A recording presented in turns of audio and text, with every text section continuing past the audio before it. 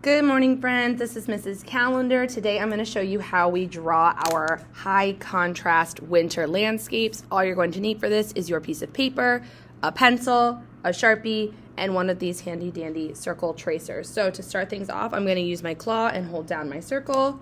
I will take my pencil and I will just trace around the edge of my circle. I'll hop over my arm.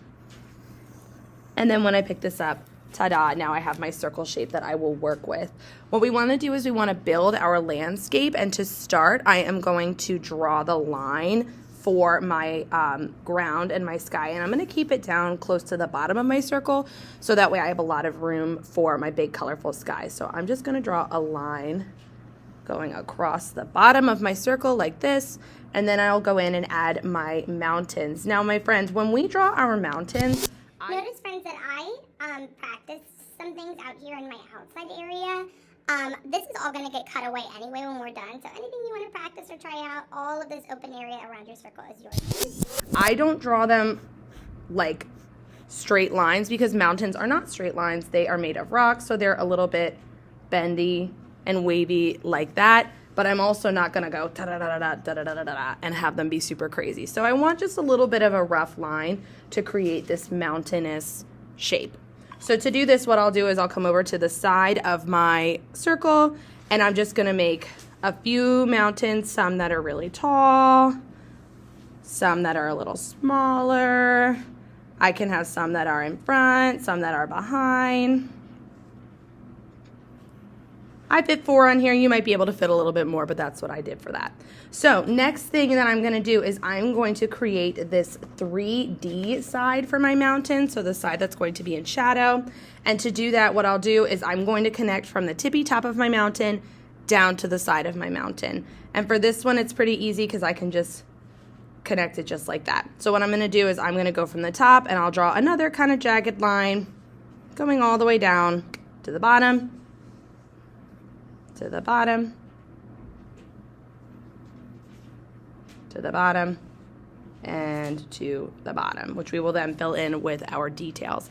After that, I'm going to go in and add some of my landscape down here along the bottom, and you can also add a road or a river or a path. So to do that, what I'll do is I'll go through and I will add a few vertical lines. These are going to cover up a little bit of your mountains, and that is all right.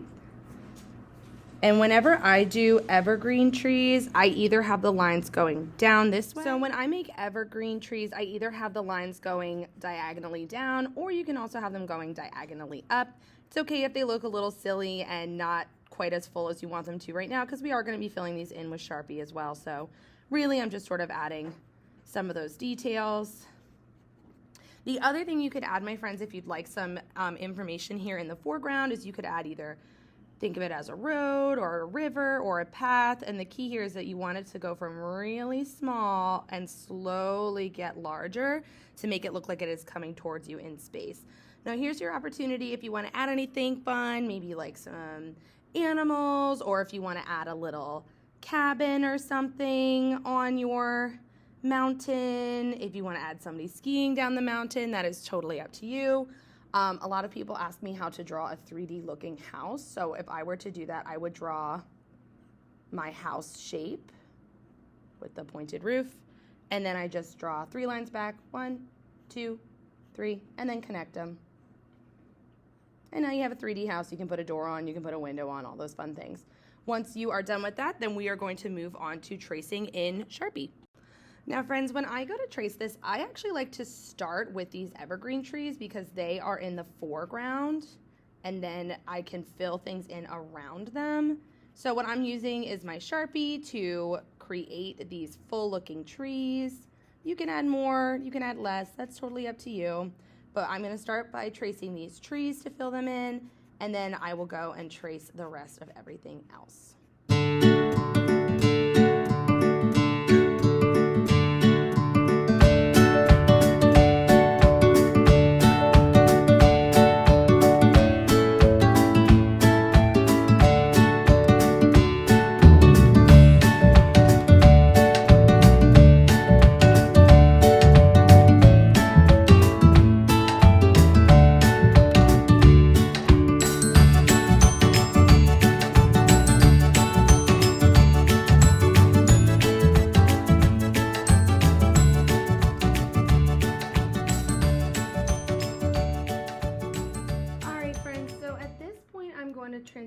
over to a skinny mini Sharpie to add the value or shadows on the side of my mountains and also to fill in any small details that I might have as well. So I'll trace over any little details I have.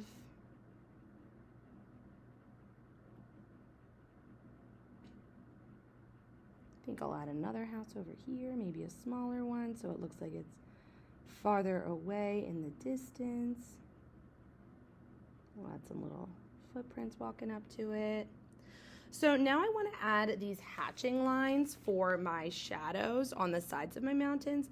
And the key here, my friends, is that you don't want to make them too close together, and you also don't want to spread them too far apart that they don't read as a shadow.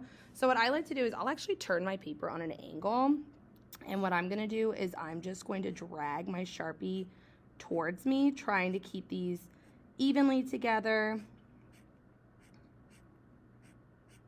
And I'm going to fill in the shadow sides of my mountains.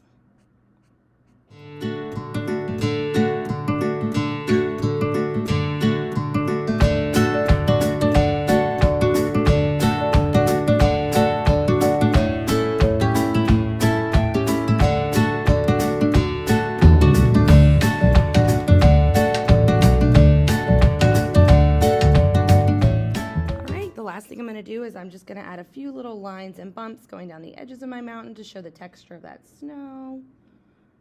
Just a couple little lines, a couple little bumps, just to show that it's not perfectly smooth.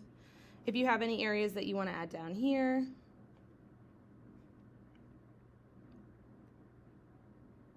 if you have any smaller details you want to add.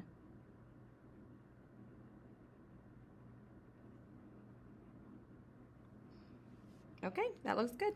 My last step is I'm going to take my eraser and I'm just going to erase away any unneeded pencil lines.